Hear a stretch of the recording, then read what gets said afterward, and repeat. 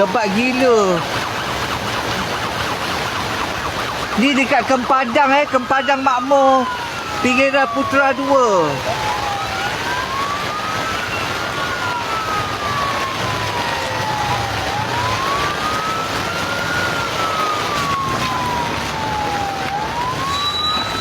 Gila, jam gila dah ni ha.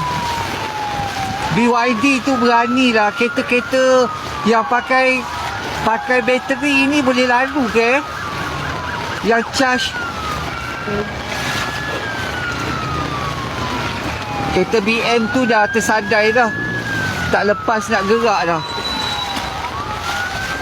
Dia betul-betul dekat Jalan Kepadang Makmur.